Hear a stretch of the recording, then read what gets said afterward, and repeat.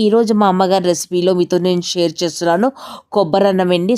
కొబ్బరన్నం చేయడానికి ఆల్రెడీ నేను స్టవ్ పైన ప్యాన్ వేడవడానికి పెట్టానండి. ప్యాన్ ఇక్కడ స్టవ్ పైన వేడెక్కడానికి పెట్టాను. ప్యాన్ కొద్దిగా వేడయ్యాక నేను ఇక్కడ ఏంటంటే ఆయిల్ వేసానండి.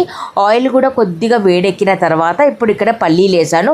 పల్లీలు వేసి దీనికి కొద్దిగా కలర్ చేంజ్ అయ్యేంత వరకు మనం కొద్దిగా క్రంచీనెస్ వచ్చే వరకు మనం కొద్దిగా ఫ్రై చేద్దాము. ఇంకా పల్లీలు ఫ్రై అవుతుంటేనే మధ్యలో కొద్దిగా నేను జీడిపప్పుని యాడ్ చేశాను. ఒకవేళ మీ కిచెన్లో జీడిపప్పు లేకపోతే మీరు ఈ స్టేజ్లో జీడిపప్పుని స్కిప్ కూడా చేయొచ్చు. చూడండి, ఇప్పుడు కొద్దిగా కలర్ చేంజ్ అవడానికి వస్తుంటే ఇక్కడ కొద్దిగా పచ్చిశనగపప్పు ఇంకా మినప్పప్పు వేసాను. మీకు అందరికీ తెలిసిందే కదా, మన తెలుగింట్లో పచ్చిశనగపప్పు మినప్పప్పు ఇది తరతరాల మన తాలింపులో మనం వేస్తూ ఉంటాం కదా. చూడండి, ఇక్కడ పచ్చిశనగపప్పు మినప్పప్పు పల్లీలు జీడిపప్పు ఇది కొద్దిగా కలర్ ఇక్కడ చేంజ్ అవడానికి వచ్చాయి. అయితే ఈ స్టేజ్లో నేను ఇక్కడ వేసానండి జీలకర్ర ఆవాలు ఇంకా మిరియాలు వేసాను.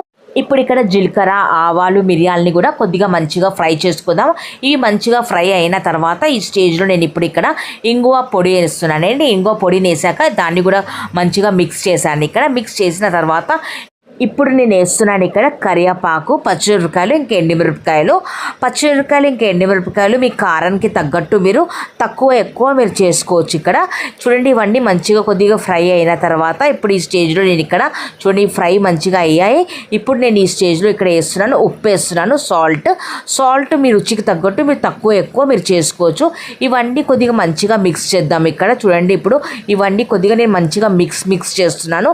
ఇవన్నీ మంచిగా మిక్స్ అయిన తర్వాత ఇప్పుడు ఈ స్టేజ్లో నేను ఇక్కడ పచ్చి కొబ్బరి తురుము ఉంటుంది కదా, ఆల్రెడీ నేను కొబ్బరిని తురుముకొని పెట్టుకున్నాను. పచ్చి కొబ్బరిని ఫ్రెష్ గ్రేటెడ్ కోకోనట్, ఇది కోకోనట్ రైస్ చేస్తున్నాను కాబట్టి ఫ్రెష్ గ్రేటెడ్ కోకోనట్ నేను యూస్ చేశాను. ఇక్కడ పచ్చి కొబ్బరి తురుము వేసిన తర్వాత ఇవన్నిటిని మంచిగా మిక్స్ చేశాను. మిక్స్ చేసిన తర్వాత ఈ స్టేజ్లో నేను ఆల్రెడీ అన్నం ఉంటుంది కదా, అన్నాన్ని ఆల్రెడీ వండుకొని చిన్న గిన్నెలో చల్లార్చుకొని పెట్టుకున్నాను. చల్లగా అయ్యాకనే అన్నాన్ని నేను ఈ తాలింపులో కలుపుతున్నానండి. యాక్చువల్గా మా అమ్మగారు చెప్పేవాళ్ళు ఎప్పుడైనా మనకి pulihora lemon rice coconut rice fried rice ఇలాంటివి ఏమైనా చేస్తారు కదా, అన్నాన్ని కొద్దిగా చల్లార్చుకున్న తర్వాతనే తాలింపులో కలపమని చెప్పేవాళ్ళు. దాంతో ఏంటంటే మనం కొద్దిగా తాలింపులో కొద్దిగా అన్నాన్ని చల్లార్చుకున్నాక వేస్తాం కదా, అన్నం మెతుకులు ముత్యాల్లాగా విడివిడిగా ఉంటాయని చెప్పేవాళ్ళు. ఒకవేళ మనం వేడన్నం కలిపితే అన్నం మెతుకులు అతుక్కుపోతాయని చెప్పేవాళ్ళండి.